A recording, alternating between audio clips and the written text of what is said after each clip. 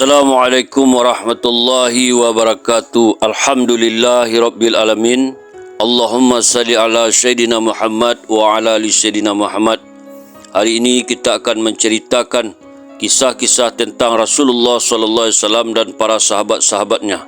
Sebelum kita menceritakan kisah ini, jangan lupa di subscribe, like, komen dan share konten ini. Kisah tentang Abu Darda dan Ibnu Mas'ud melarang mencaci orang yang berdosa.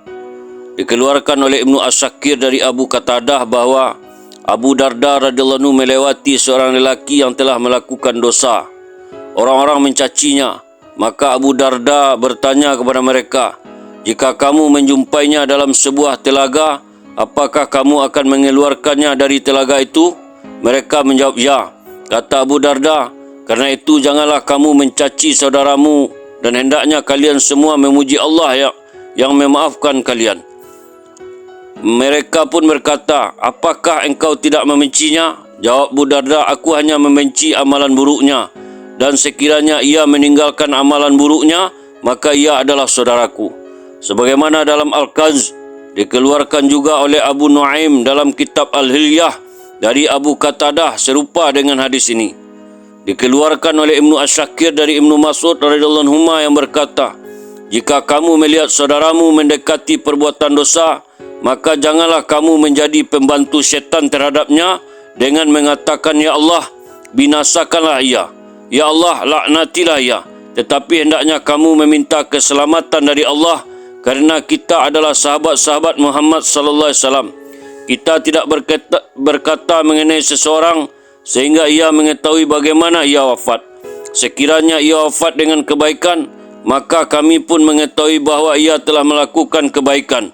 Dan jika ia wafat dalam kejahatan, kami takut sekiranya ia telah melakukan kejahatan dalam hidupnya." Dilanjutkan, kisah Abdullah bin Amr dan seorang lelaki yang telah diberi kabar gembira bahawa ia adalah ahli surga. Dikeluarkan oleh Ahmad dengan isnad Hasan dan Nasa'i dari Anas bin Malik radhiyallahu anhu katanya, "Kami sedang duduk bersama-sama dengan Rasulullah SAW. Tiba-tiba Rasulullah SAW bersabda, 'Telah muncul di hadapanmu seorang lelaki ahli surga. Terlihat seorang lelaki Ansar telah mengurut-urut janggutnya dengan air wuduk sambil memegang sepatunya di tangan kirinya.' Esok harinya, sekali lagi Rasulullah SAW bersabda seperti itu. Pada hari yang ketiga, Rasulullah SAW juga bersabda seperti itu. Dan lelaki itu muncul seperti kemunculan pada hari pertama. Ketika Rasulullah SAW berdiri dari majlisnya, Abdullah bin Amr mengikuti lelaki Ansar itu dan berkata kepadanya, 'Sesungguhnya aku sedang bertengkar dengan bapakku dan aku bersumpah tidak akan menemuinya selama 3 hari. Jika engkau tidak keberatan, izinkanlah aku menumpang di rumahmu selama 3 hari. Lelaki Ansar itu mengizinkan Abdullah bin Amr radhiyallahu anhu menumpang di rumahnya selama 3 hari. Kata Anas, Abdullah menceritakan bahawa ia telah menghabiskan 3 malam tidur di rumah lelaki Ansar itu. Aku tidak pernah melihat bangun malam untuk solat kecuali mendengar ia menyebut Allahu Akbar setiap kali mengalihkan badannya sewaktu tidur hingga ia bangun untuk solat subuh. Aku hanya mendengarnya ia berbicara mengenai kebaikan." Kata Abdullah selanjutnya, "Setelah 3 malam berlalu, aku hampir menganggap kecil amalan itu. Lalu aku berkata kepadanya, 'Wahai hamba Allah, sebenarnya aku tidak sedang bertengkar dengan bapakku dan tidak kabur dari rumah. Tetapi aku telah mendengar Rasulullah SAW bersabda mengenai dirimu sebanyak 3 kali. Telah muncul di hadapanmu seorang lelaki ahli surga. Setiap kali Rasulullah SAW mengucapkan kata-kata itu, engkau pun muncul. Karena itu aku ingin mengetahui apa yang amalan engkau itu sehingga Rasulullah SAW mengatakan demikian.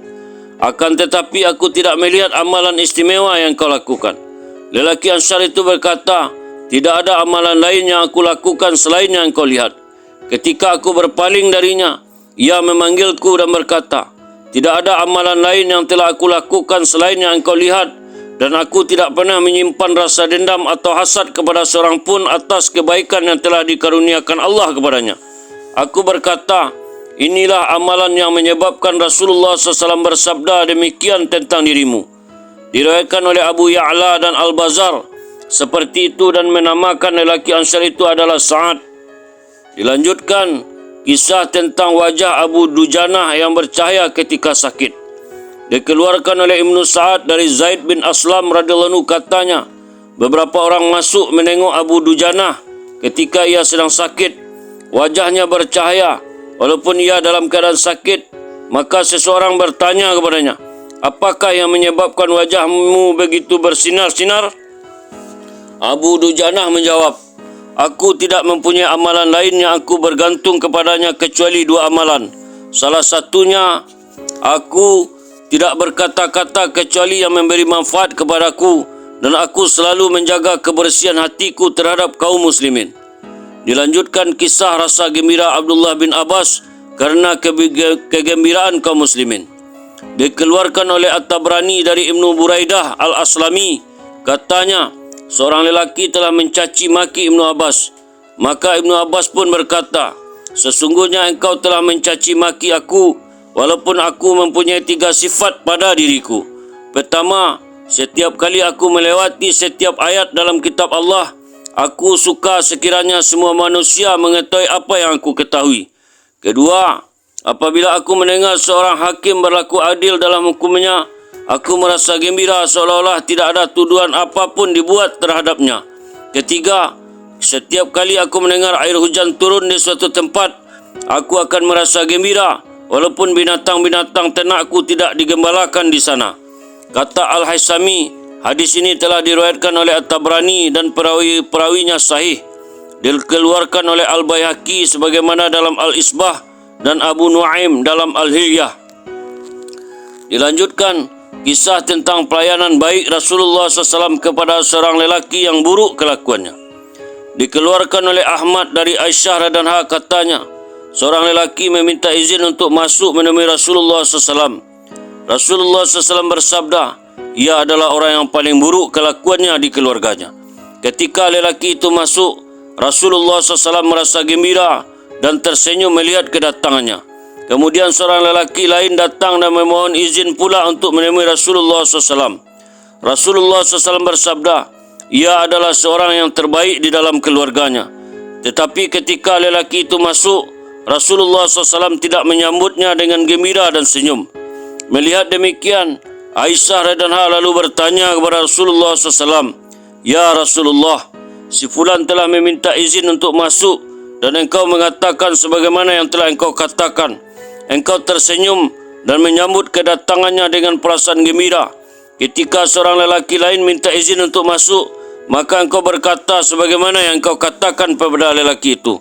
Tetapi engkau tidak menyambutnya dengan perasaan gembira sebagaimana kepada lelaki yang pertama.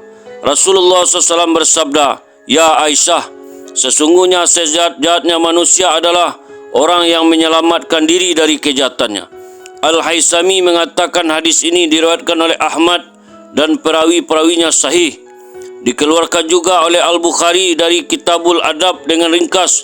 Dikeluarkan oleh Abu Nuaim dalam kitab Al-Hilyah dari Sahwan bin Asal radhiyallahu anhu, katanya, kami bersama-sama dengan Nabi sallallahu alaihi wasallam dalam satu perjalanan. Kemudian datanglah seorang lelaki. Ketika Rasulullah SAW melihat lelaki itu, beliau bersabda, sejahat-jahatnya anggota dalam keluarga dan sejahat-jahatnya lelaki. Ketika lelaki itu semakin dekat, Rasulullah SAW meminta lelaki itu duduk di dekatnya. Ketika lelaki itu bangun meninggalkan majlis itu, para sahabat bertanya kepada Rasulullah SAW, ya Rasulullah, ketika engkau melihatnya, engkau bersabda bahwa ia adalah sejahat-jahatnya anggota dalam keluarganya dan sejahat-jahatnya lelaki. Kemudian engkau menyuruh duduk di dekatmu. Rasulullah SAW pun menjawab, ia adalah orang munafik dan aku tahu akan kemunafikannya. Lalu aku takut ia akan merusak orang lain karena kemunafikannya itu. Abu Nuaim mengatakan hadis ini gharib. Dikeluarkan oleh At-Tabrani dalam Al-Awsat dari Buraidah radhiyallahu anhu, katanya, kami sedang bersama-sama dengan Rasulullah SAW dalam suatu majlis. Ketika seorang lelaki dari suku Quraisy muncul, maka Rasulullah SAW menyuruh lelaki itu duduk di dekatnya.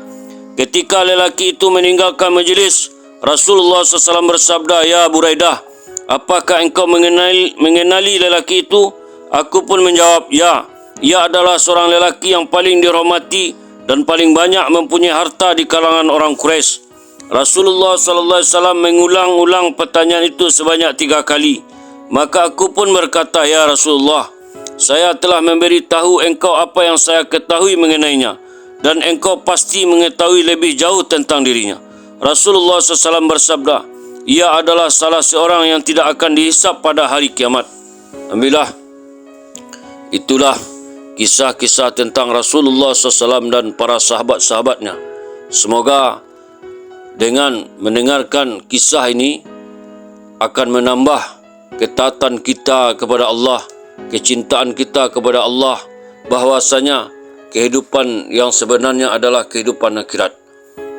Sebab Rasulullah SAW itu dan sahabat-sahabat radhiyallahu anhum adalah orang-orang yang sukses, orang-orang yang telah diridai oleh Allah Subhanahu wa taala. Kita tutup dengan doa, subhanallah wa bihamdihi, subhanallah wa bihamdika, asyhadu an la ilaha illa anta, astaghfiruka wa atubu ilaik. Assalamualaikum warahmatullahi wabarakatuh.